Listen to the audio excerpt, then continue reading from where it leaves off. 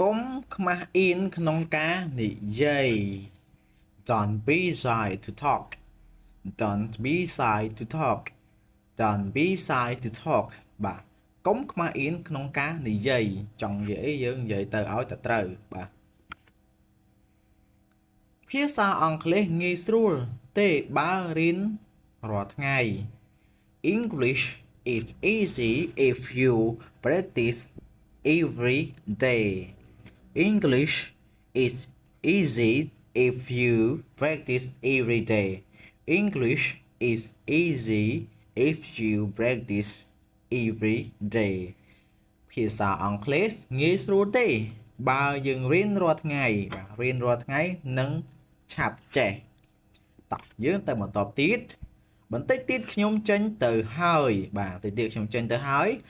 I'm leaving soon I'm leaving soon I'm leaving soon បន្តិចទៀតខ្ញុំចេញទៅហើយជិះផ្លូវបាទជិះផ្លូវមិនក៏សុំផ្លូវ make way make way make way បាទជិះផ្លូវសុំផ្លូវណាបាទអញ្ចឹងគឺអានថា make way គឺជិះផ្លូវកុំសម្លាប់វាអី don't kill it don't kill it don't kill it បាទកុំសម្លាប់វាអីកុំញ៉ាំច្រើនពេកបាទកុំញ៉ាំច្រើនពេក don't eat too much don't eat too much don't eat too much កុំញ៉ាំច្រើនពេកបាទញ៉ាំមកបានហើយមកឆ្អែតបានហើយកុំញ៉ាំច្រើនពេកប្រយ័ត្នឡើងគីឡូទុកឲ្យវាសនាជាអ្នកសម្រេចទៅបាទ let chance decide let chance decide let chance decide ទុកឲ្យវាសនាជាអ្នកសម្រេចទៅបាទសូមនិយាយយឺតមកបាទ please speak slowly please speak slowly please speak slowly សូមនិយាយយឺតមកកុំនិយាយលឿនពេក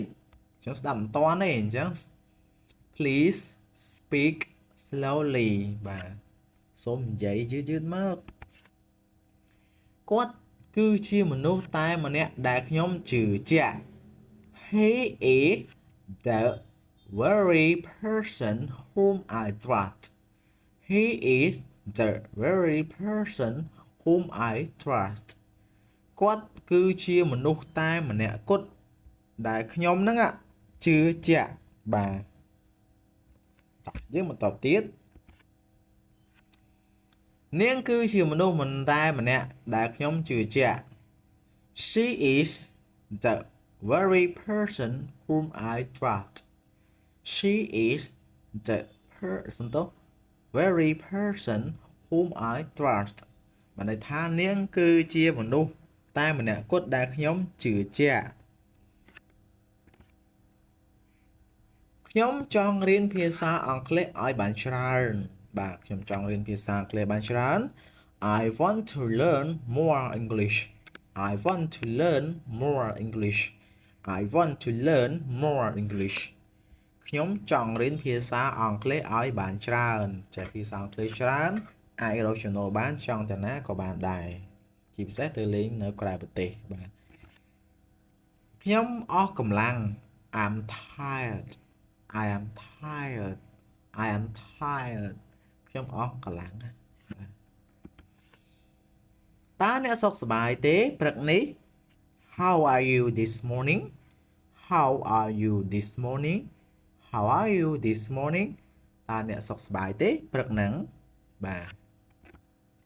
អរគុណច្រើនបងប្អូនសម្រាប់ការចូលតាមដានទស្សនាវីដេអូរបស់ខ្ញុំជួបខ្ញុំបាទនៅវីដេអូក្រោយទៀត